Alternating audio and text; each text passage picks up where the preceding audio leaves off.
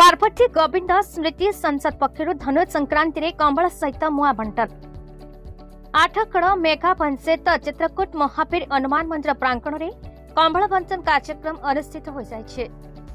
सेवा साहाय्य दान फले किबा साध्य मोहितले ए उक्ति को पालन कर आसुछंती वरिष्ठ शिक्षाविद साहित्यिक तथा वर्षांत समाजसेवी शशधर पंडा जहां जन्मस्थान पंडापाटना धूसरी भद्रक कर्मभूमि राउरकेला होइथिबा बेले सेवा क्षेत्र बे कटक जिला कटक सालेपुर महांगा निश्चिंत कोइली किशन नगर अंचल सेवा जगाई प्रशंसा साउंटुथिबा बेले आज पवित्र धनु संक्रांति रे सेवा पहुंचीथिला 8कड़ मेघा पंचायत चित्रकूट महावीर हनुमान बेचरे। वर्तमान सारा ओडिशा रे शीतर लहरी खेलिथिबा बेले गरीब श्रेणीर बापा और मां मानक कंबल सहित धनु मुआ बंटन करिथिले। कार्यक्रम में 40 जनरू ऊर्ध लोक कंबल बंटन करा। श्री पंडा चित्रकूट महावीर हनुमान पीठ बुली देखा समय नजर आसीला पीठर उन्नतीकरण पाचेरी व्यवस्था जहाँ तुरंत समाधान करने को ग्रामवासी आलोचना करते साहाय्य सहयोग करने प्रतिश्रुति देते।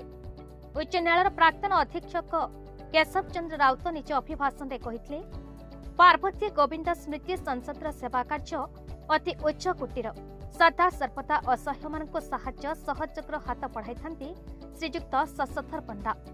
मेघा पंचायत परिवेशविद निर्मल कुमार श्री पंडांकर एही महान कार्यक्रम को कृतज्ञता जणाइथिले।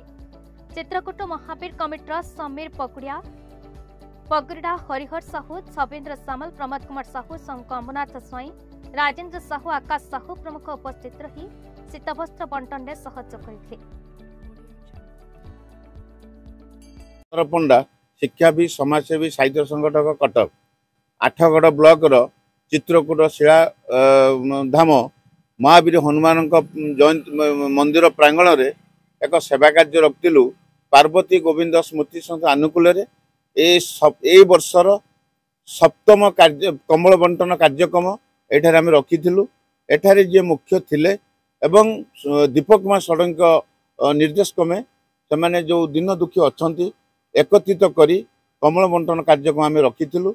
40 जन माँ मान को डकाई से आम कमल बंटन करूँ एवं आमर मुख्य उद्देश्य होची जो पार्वती गोविंद स्मृति संसद अच्छी भाषा साहित्य प्रचार प्रसार करने आम प्रिंट मीडिया इलेक्ट्रोनिक मीडिया को धन्यवाद दौ। सी जिते प्रचार प्रसार करेंगे जो मैंने अंधकार अच्छा आलोक आने भूमि कर चाहिए एथर कमियो बोली आशा रखुचु। आज चित्रकूट महावीर हनुमान जी आमर भाई मैंने अच्छा समस्त धन्यवाद दौचु से आमको सहयोग कर कार्य संपादन कर हनुमान मंदिर पाचेरी करने जदि दरकार पड़े कि शारीरिक हो मानसिक हो फूल पुष्प हो आम निश्चय सहयोग करूँ। पाचेरी महावीर हनुमान हम बोली आशा रखीचु। परवर्त समय आसबू माँ मान आउ थे सेवा जदि सुयोग मिले निश्चय करूँ। जय मोर नाम हूँ केशव चंद्र राउत प्राक्तन अधीक्षक उच्च न्यायालय कटक। आज यही चित्रकूट महावीर प्रांगण में कंबल बंटन कार्यक्रम थिला। एठारे जो माँ माने उपस्थित होते 40 जन माँ मान को आम कंबल सहित आम उखुड़ा मुआ ताकू आम समस्त गोटे गोटे देइथिलु। एटा आम चाहूँ मुहरे जे क्षणिक हस भी हेले भी सुधा आम से हसरे आनंदित हो। आज पार्वती गोविंद स्मृति संसद तरफ यही कार्यक्रम कराइला। यही कार्यक्रम तो सबुठारे ओडिशा सारा जो दरकार पड़ुछि आम कार्य करूँ एवं यही संसदर लक्ष्य है जे दिन खाली जे माने जो साहाय्य तो विभिन्न प्रकार अच्छी शारीरिक हो मानसिक हो आर्थिक हो जो प्रकार साहाय्य जहाँ जो समस्त से जहाँ भी ता पकेट रे 50 पैसा थे भी से 25 पैसा दान कर दे पार। तेणु समस्ते माने जो आगामी युगपीढ़ी अच्छी यही सब कार्यक्रम द्वारा से माने केमती आकृष्ट करवा से केमती यही भाव में माने दान सहयोग कर मनोवृत्ति रखिए से आम मानकर यही सब कार्यक्रम प्रचेषा बा लक्ष्य। मुझे परिवेशविद निर्मल कुमार। आज शशधर पंडा एवं केशव चंद्र राउत एवं पार्वती गोविंद स्मृति संसद जो भली कार्य आम मान अंचल आसिक कले यह निश्चिंत साधुवाद पदक्षेप।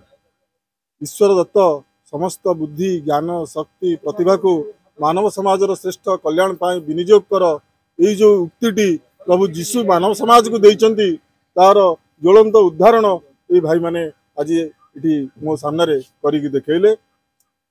समाज रे सेवा मानव सेवा ही माधव सेवा आम शुणी आसीचे आज स्वचक्षुरे देखी निजक गौरवान्वित मन करुचे यही कार्य से जारी रखंतु एवं तांकर अतीतर उन्नति हो यह मु कामना करुची। सालेपुर रहीमुद्दीन रिपोर्ट बीई न्यूज ओडिशा।